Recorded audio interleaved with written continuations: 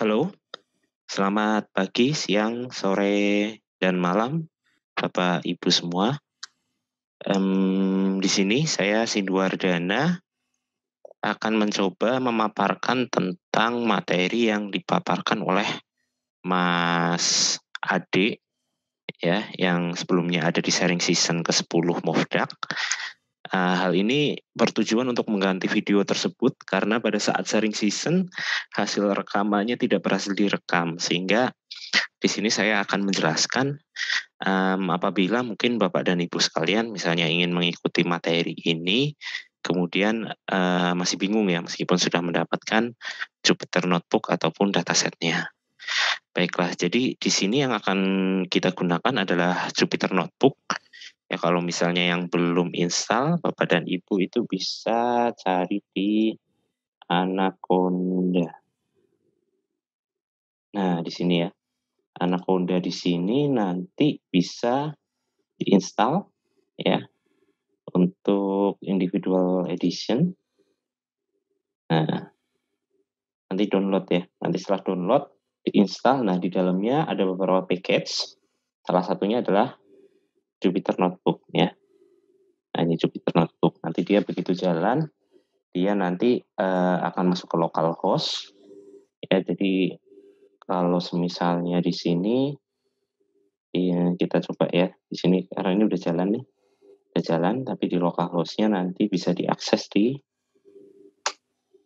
localhost 3. In case ada yang belum mengikuti kelas dasar ini ya, kelas dasar Python ya. Jadi nanti yang data-datanya dimasukkan ke folder yang jadi default dari ini, dari program Python tersebut. Kalau biasanya di Windows C, kemudian user, kemudian nama usernya ya. Nanti habis itu silahkan dibuka, di situ ada EDA univariate IPNYB, jangan lupa di copy juga. Database-nya itu kalau nggak salah Melbourne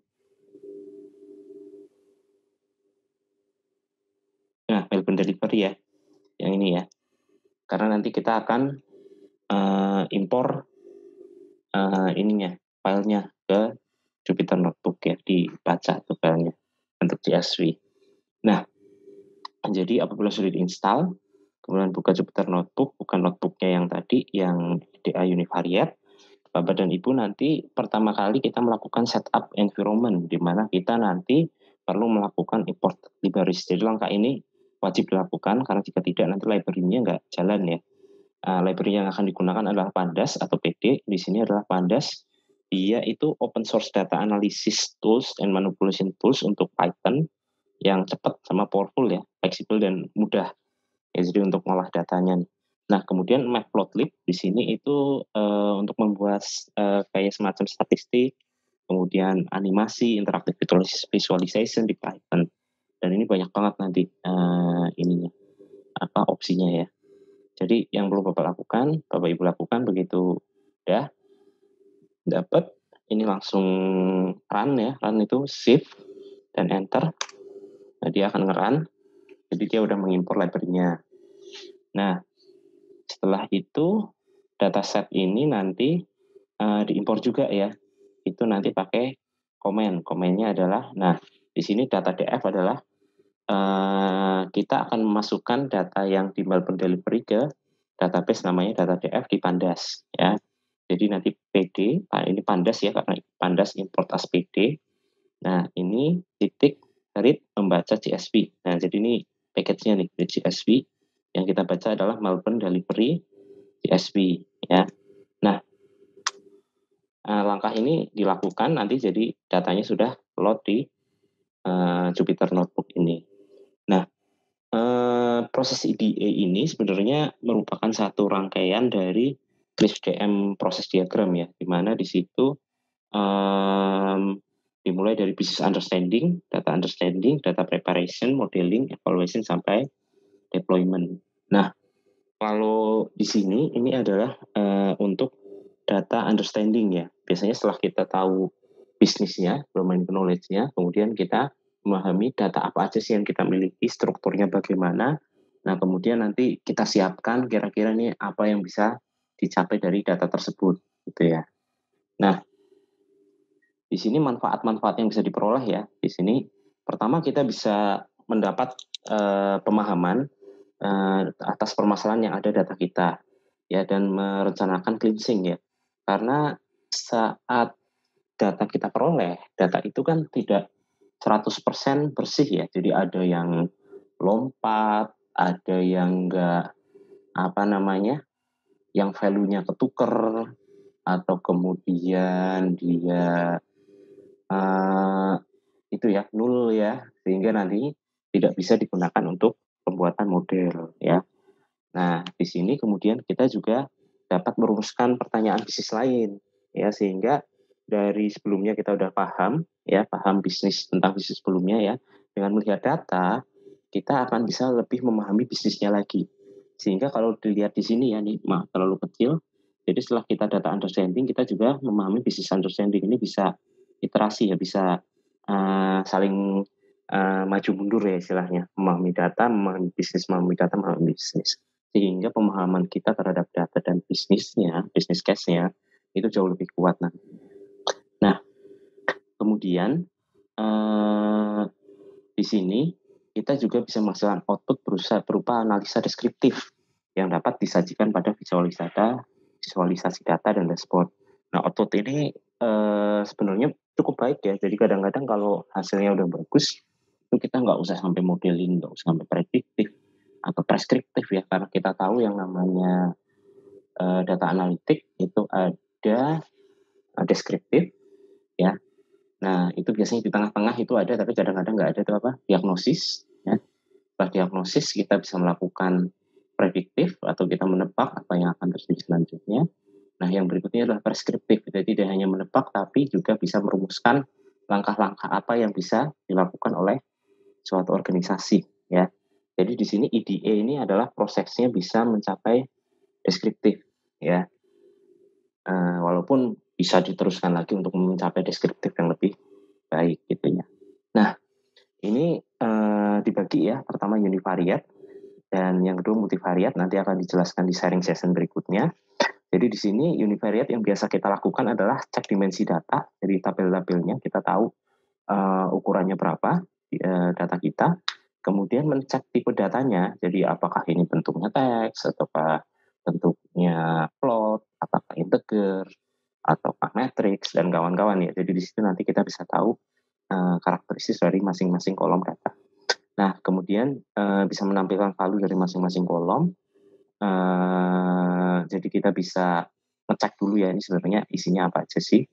Nah, kemudian juga bisa melakukan perhitungan deskriptif statistik untuk masing-masing kolom dan menganalisa visual dengan memplot tiap variabel ya. Jadi kita bisa analisa secara visual, dan yang biasanya dilakukan adalah juga apa? Cek missing value. Apakah missing value ini nanti perlu kita perbaiki, kita tambahkan, atau nantinya mending dihapus saja. Nah, itu kadang pertanyaan pada saat EDA itu seperti itu. Nah, di univariate EDA, fungsi yang pertama kita lakukan biasanya adalah mengecek dimensi data, karena kita pengen tahu nih ukurannya berapa. Nah, contoh di sini data yang digunakan adalah memiliki 1000 row dan 12 kolom. Ya, 1000 baris dan 12 kolom. Jadi di sini kita tahu ya kira-kira ukurannya seperti apa. Nah, idealnya kalau menurut Mas Adi kemarin ya, jadi rasio kolom dengan row sebaiknya adalah 1:50, sehingga nanti pada saat melakukan modeling atau melakukan prediktif itu hasilnya bagus ya. Nah, kemudian setelah tahu datanya, ini kan nggak seperti Excel ya. Kalau Excel begitu kita buka langsung kelihatan tuh datanya. Nah, di sini kita bisa mengecek 5 baris teratas ya. Ini pakai data df.head ya. Jadi data df ini kan data yang sudah kita store dari Melbourne tadi. Nah, ini kita lakukan data.head 5 ya contohnya ya. Nah, kita lihat 5 teratas. Ini juga bisa diubah nih, misalnya mau 10 juga bisa. Jadi bisa lihat 10 teratas. Tapi biasanya sih kita lihatnya 5 aja. Nah, paling enggak kita cuma tahu. Nah, di sini kan kelihatan nih. Ini berarti ada nomor, ada ini indeks ya, nomor indeksnya. Nomor indeksnya. Kalau ini tile tadi head atas, yang bawah tile. Jadi ini 5 baris terakhir. Jadi ada indeksnya, Indeks itu biasanya dari 0 ya. Ini 1000 data dari 0 sampai 999 di sini. Kemudian ada order ID-nya yang berarti ini kayaknya string ya. Kemudian date atau tanggal, waktu. Nah, ini tipe dari ordernya apakah makan siang, breakfast, apakah itu makan malam gitu kan. Branch code ini adalah kode dari cabang ya, dari cabang delivery ini. Nah, di sini yang biasa kita lihat ada none ya. None itu biasanya artinya kosong ya. Ya tidak tersedia di situ. Kemudian di order items, ini di sini bentuknya dia banyak items dan memanjang ya. Jadi seperti apa? Eh, apa sih istilahnya di situ dia seperti matrix gitu ya. Walaupun di sini masih belum tahu nih, nanti kita lihat tipe datanya apa. Kemudian order price harganya ya, float pastinya karena ada komanya. Kemudian latitude ya, ini lokasi latitude dan longitude. Kemudian apakah memiliki customer loyalty? Biasanya kalau satu punya, kalau nol nggak punya gitu ya. Yes dan no gitu kan. Kemudian distance to customer kilometer, di situ jarak antara restoran dengan ini tempat customer ya. Jadi dalam bentuk float ya 8,253 kilometer. Tapi ada juga yang kosong. Nah, ya kemudian ada delivery fee ya. Di sini ada $14, $15 dan kawan-kawan. Di sini juga ada. Oke, jadi di sini paling nggak kita bisa lihat tuh gambarannya apa aja. Walaupun itu kan tadi masih nebak-nebak, makanya nanti kita bisa lihat ya. Nah, nanti kita juga bisa mengelompokkan antara data-data tersebut ya. Misalnya, apakah data itu kuantitatif tadi ya? Kuantitatif kayak apa? Jarak, kemudian harga, ya kan? Terus apa? Uh, ini ya pengirimannya berapa kilometer, ya kan? Nah, itu berada di antara dua angka bulat. Di sini, oh ini discrete ya, ini ya. Jadi secara individual. Oke, jadi kalau itu kuantitatif, kualitatif tadi ya. Nah, di sini bisa juga kategorikal seperti yang kita lihat di sini ordernya ya lunch, breakfast, dinner, dan kawan-kawan ya. Ada yang binary 01 tadi ya. Customer loyalty ada apa enggak ya. Kemudian ada apa? Nominal. Nominal tuh artinya dia nggak ada ranking ya. Kayak lunch, breakfast, dinner itu mungkin nggak ada ranking ataupun kita bisa mungkin ya. Berarti kalau ada rankingnya breakfast sebelum lunch, setelah itu dinner itu bisa mungkin ya. Tapi itu biasanya lebih ke seperti pangkat ataukah kelas ataukah apa itu nominal. Ordinal. Nah, ordinal. Kalau nominal itu mungkin di sini bisa branch code ya. BK, NS, TP, nah di situ. Nah, di sini nanti ada tipe lain seperti tanggal dan waktu ya. Nah, tanggal dan waktu karena dia formatnya khusus.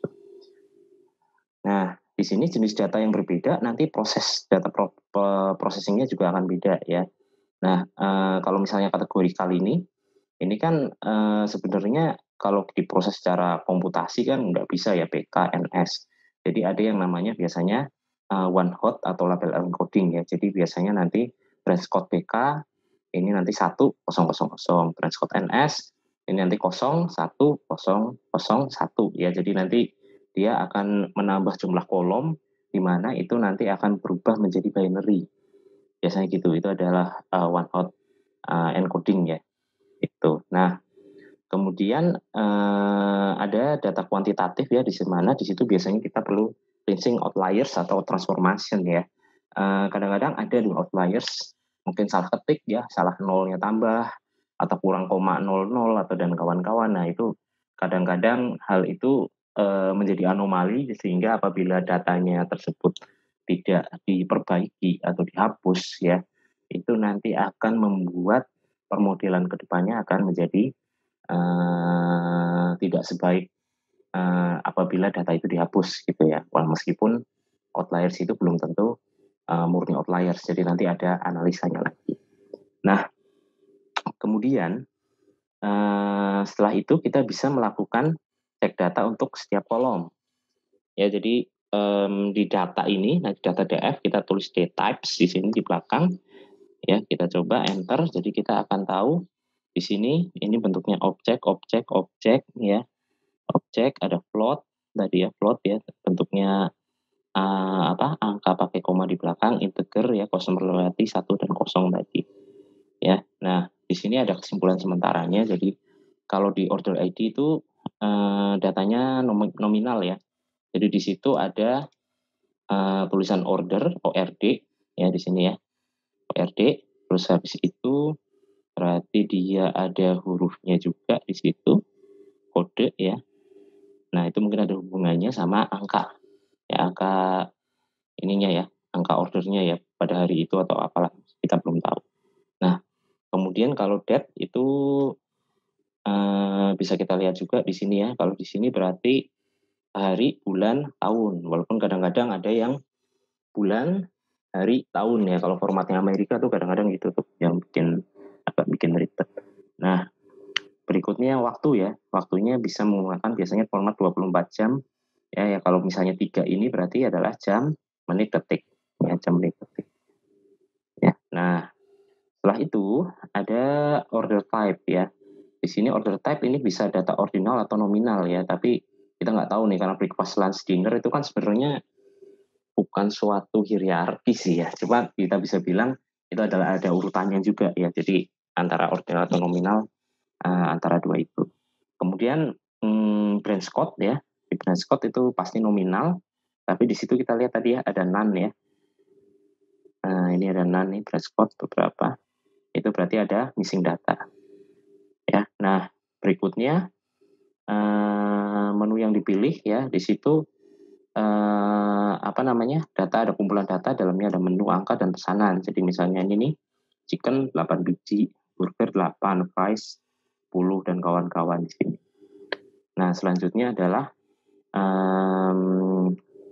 data ini ya, data customer ya, data order price ya, jadi itu data discrete, jadi berapa yang jumlah harga dari barang yang dipesan. Jadi harusnya sebenarnya berhubungan sama order items tuh. Karena kan semakin banyak order harusnya semakin mahal juga, nggak mungkin kan semakin murah. Yang berikutnya ada data spasial, ya tadi ya latitude longitude ya. Jadi di situ nanti ini nanti akan bisa menarik kalau bila kita visualisasikan di peta. Jadi kita tahu titik mana yang sering pesen, kemudian jalur-jalurnya dan kawan-kawan. Itu nanti bisa kita lakukan. Nah, berikutnya loyalty, apakah memiliki loyalty card biasanya ya, itu binary ya 0 atau 1. Nah ini tipe datanya numeric, sampai ini numeric ya, integer ya, harusnya allegorical ya. Nah kemudian data continuous ya, jadi data jarak antara restoran dan pelanggan dalam kilometer ya. Dan di situ terlihat ada data outliers. Coba kita lihat.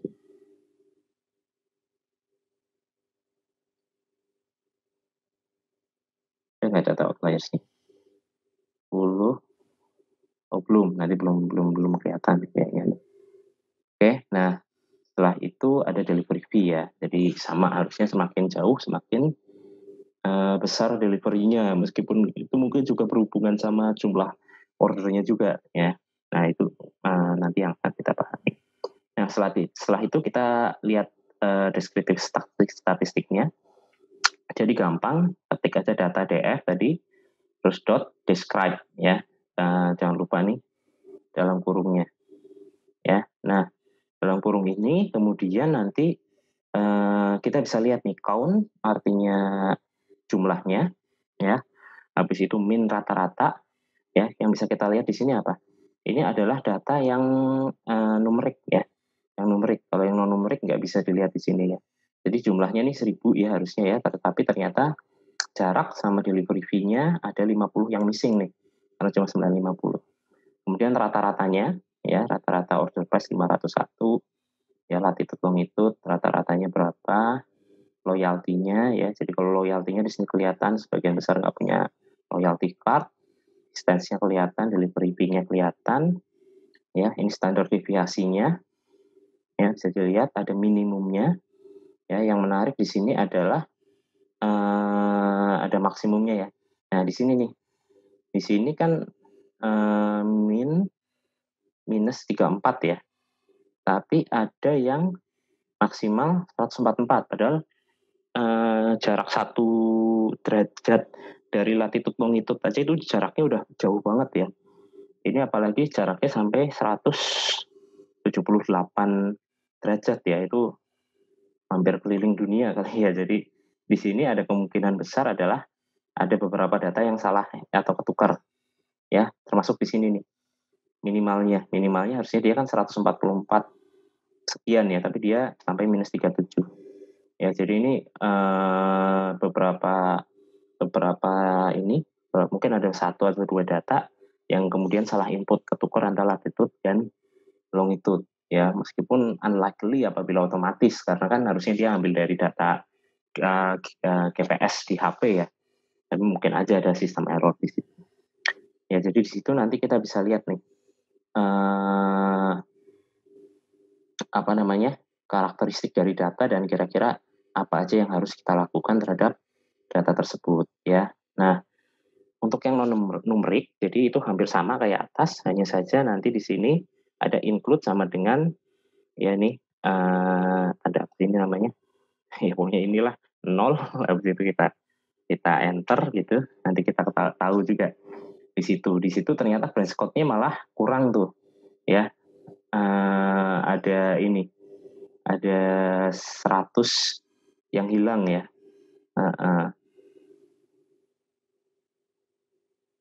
Nah, kemudian time-nya, nah ini time-nya juga menarik ya, karena dia kok uniknya cuma 72, padahal kan kalau unique date-nya ada 360 ya, berarti sepanjang tahun ya. Tapi unique time-nya kok persis plek. Padahal kita lihat di sini sampai detik ya, sampai detik ya.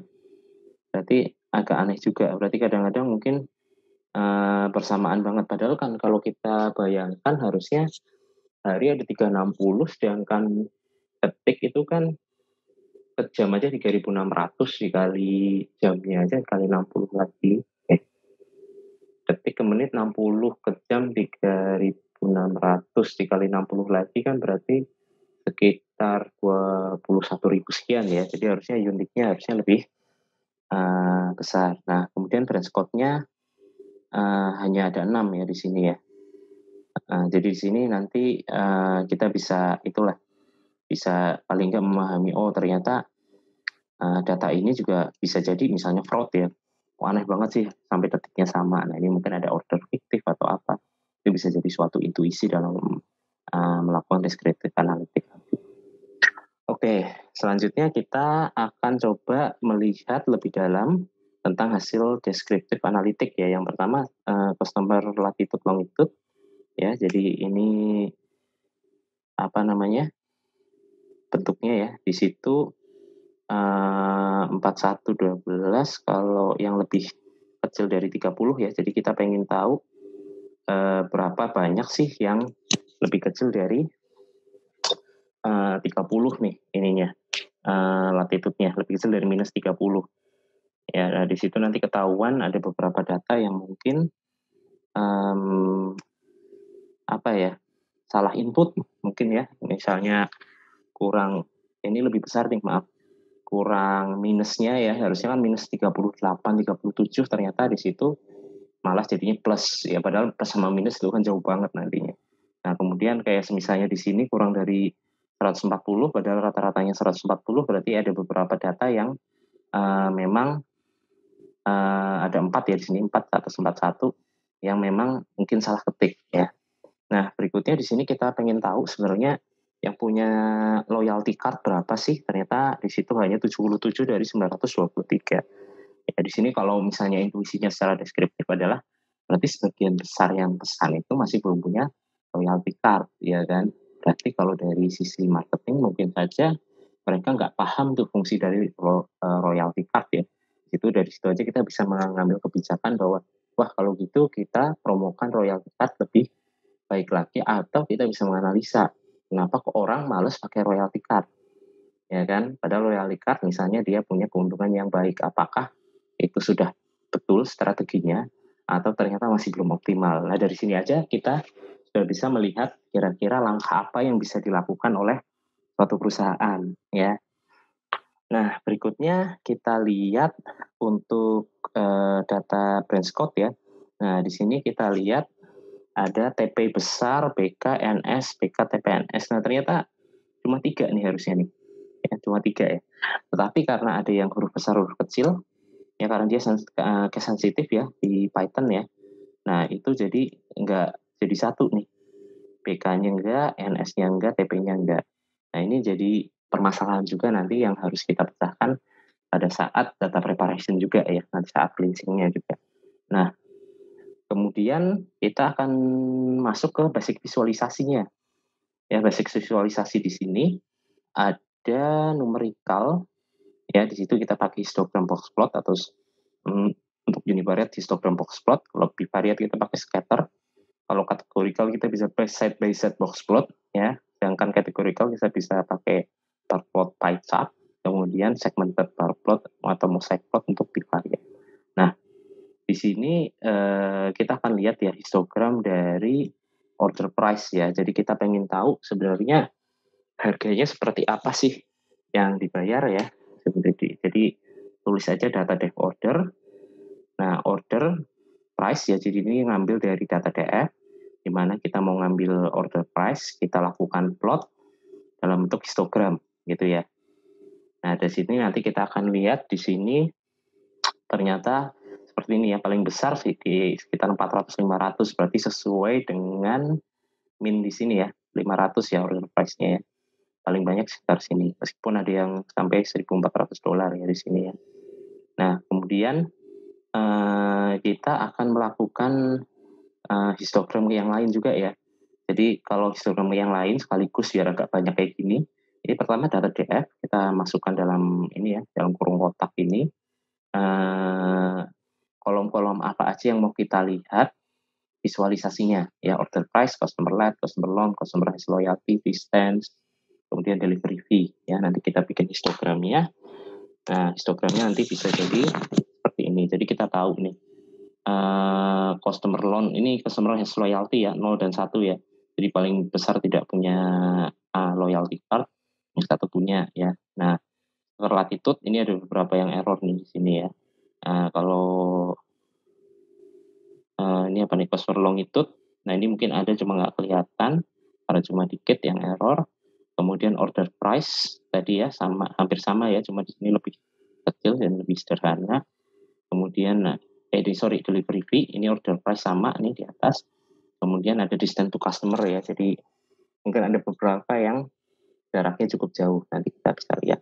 Nah, yang menarik adalah distance to customer ya, karena di sini kok kayaknya sampai besar ya, sampai ada yang sampai mau ke 50. Oleh karena itu kita bisa melakukan box plot ya, jadi sama kayak tadi data DF, distance to customer, ambil ininya, ambil kolomnya, kemudian dot plot, dot box ya.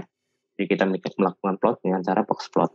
Nah, di sini bisa kelihatan ya, bahwa ada satu yang jaraknya sampai 50 km. Ada 50 km kalau di apa? Kalau bisa kita bilang Jakarta pesen kemana kali ya? Bogor kali ya? Atau ke daerah-daerah sana ya? Lumayan jauh ya 50 km itu ya. Itu mungkin hampir Sukabumi kali ya 50 km. Jadi apalagi kayak kota seperti Melbourne itu kan jaraknya terlalu aneh ya, terlalu aneh, jaraknya terlalu jauh. Mungkin ada yang salah di situ. Nah, kita juga bisa melakukan secara bersama-sama, prosesnya sama kayak di atas. Nah, ini ya. Nah, cuma di sini nanti akan ada formatnya. Jadi plotnya ada jenisnya, subplotsnya ada di situ, layout sama figure size. Jadi sebenarnya nanti plot-plot ini, mungkin nanti di kelas selanjutnya ya, Mas Ade ya, akan menjelaskan tentang apa yang ini ya, apa yang bisa kita lakukan untuk visualisasi, apakah warna, apakah bentuk, apa aja yang ditampilkan dan kawan-kawan. Tapi sementara kita berlatih dengan ini aja dulu. Oke. Nah, di sini kita lihat ya, order price ya tadi ya. Jadi rata-ratanya 500, tapi ada beberapa yang sangat tinggi ya di sini ya, outliers. Nah, latitude-nya ya kelihatan ada 1, 2, mungkin di sini titik nih, atau kelihatan. Tapi ada beberapa outliers, termasuk longitude, ada outliers ya. Kemudian kalau loyalty ya, loyalty ini bukan outliers ya, memang yang punya memang dikit, jadi bukan outliers, dan dia binary. Nah, kemudian distance to customer ya yang tadi kita lihat sama sama delivery fee ada yang begitu besar nih ya. Nah ini kita bisa lihat apakah benar ordernya begitu jauh, apakah ternyata salah ketik. Nah itu kan bisa juga tuh, apakah salah aplikasinya dalam merekam data tersebut. Nah berikutnya kita akan ini melihat tadi yang branch code tadi ya, tadi ya yang besar dan yang kecil. Kemudian kita juga pengen tahu menghitung. Jadi di sini kalau tadi itu menampilkan datanya, kalau di sini kita menghitung ya, menghitung berapa banyak yang ada di ini, kemudian kita bikin bar chart-nya. Nah ini termasuk di sini kita pengen tahu berapa banyak yang dinner, breakfast, dan lunch. Jadi kita lihat di sini ternyata hampir sama, hanya saja lunch lebih banyak di order dibandingkan breakfast sama dinner. Karena mungkin ya saat di kantor enaknya mendingan manggil orang buat beli ya, untuk kerja di kantor gitu misalnya. Nah, tadi setelah kita lihat ada missing value ya, ada 100 sama 50 itu. Nah, ini kita bisa melakukan data df dot ya, jadi kita panggil ininya database-nya isna ya, jadi adalah na adalah kosong ya, kemudian kita bisa melakukan sum, kita bisa memanggil jumlahnya. Nah kalau misalnya kita hapus di sini ya, nah ini nanti kita bisa lihat di sini mana yang false, mana yang true. Nah kalau true ini berarti ini ya, berarti kosong ya, none tadi. Nah kalau sum di sini kita langsung bisa lihat mana yang kosong. Nah kalau pakai Excel kan agak susah ya, kita harus lihat satu-satu. Habis itu kalau nggak kita pakai filter, kemudian kita drag ataupun kita pakai fungsi ya. Tapi kalau di sini secara otomatis bisa langsung kita lihat nih, enak banget. Bisa dibayangkan kalau datanya sampai jutaan atau miliaran kolom ya. Karena di sini juga bisa handle sampai data besar, sehingga kalau jutaan kolom akan sangat membantu sekali. Nah, yang terakhir adalah visualisasi tentang missing value ini ya, tentang missing no ya. Nah, missing no ini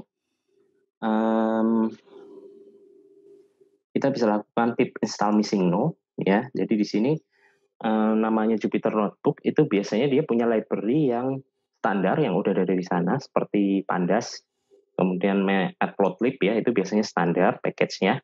Tetapi ada juga package-package tambahan yang dibuat oleh komunitas gitu ya, yang membantu juga. Jadi missing no ini adalah non standar, jadi kita harus melakukan install. Jadi biasanya kalau mau install itu kita ketik pip install kemudian nama library-nya ya. Ini saya udah lakukan, jadi nanti di install nanti dia ini kita ulangi juga nggak apa-apa. Nah nanti kalau misalnya dapat notebook ternyata ada lo kok nggak jalan nih karena belum terinstall. Nah itu bisa dicari di internet bagaimana cara menginstal library tersebut ya. Salah satunya dengan tadi pip install missing no, bisa di sini ataupun bisa lewat Anaconda Command Prompt ya, atau Jupyter Anaconda biasanya sih pakainya sih. Nah kemudian di situ nanti kita bisa import missing no as ms no ya, dan kita bisa membuat matrix di sini ya atas data df. Jadi kita tahu nih bolong-bolongnya di mana. Ya, nah terakhir ini juga bisa melihat heat map-nya, tambahan aja distance to customer. Jadi mana sih yang paling banyak kosong-kosongnya. Jadi ini masih sebagian kecil dari yang bisa dilakukan Python untuk EDA. Ini masih banyak banget nanti multivariate, belum lagi ini masih dasar banget ya. Nah jadi bisa kita bilang sebenarnya untuk EDA ini Excel memang enak dipakai kalau kita biasa pakai Excel. Tapi apabila kita sudah menguasai benar pakai Python sebenarnya dan bisa membaca ya grafik-grafik sama angka-angka di sini, itu Python itu jauh lebih advance. Ya jauh lebih advance dibandingkan dengan Excel untuk melakukan EDA. Jadi gitu teman-teman, kalau pertanyaan saya sambil ingat-ingat ya, yang kemarin ya masalah outliers ya. Kalau nggak salah ada satu masalah outliers itu apa yang dilakukan cara mendeteksi outliers itu bisa langsung, tetapi biasanya juga kita nggak serta-merta langsung menghapus outliers ya. Kita harus tahu apakah itu betul-betul outliers, ataukah outliers itu bisa berguna untuk permodelan kita. Nah kemarin Mas Ade malah memberikan memberikan masukan, itu bisa kita lakukan regresi terlebih dahulu atas data tersebut. Kemudian yang di luar regresi itu kemudian yang bisa kita masukkan sebagai outliers. Ya itu menarik ya untuk pendekatan tersebut. Kemudian kalau nggak salah ada lagi pertanyaan masalah, nah bagaimana apabila setelah di EDA, setelah di deskriptif, ternyata itu sama sekali tidak berhubungan atau counter ini ya, counter dengan teori yang ada, dengan business understanding.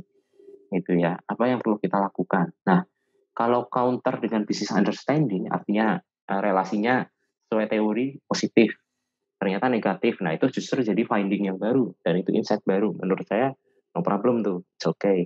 Nah, permasalahannya apabila ternyata yang kita temukan itu hampir tidak ada korelasinya. Ya, jadi bingung tuh, benar-benar hampir random.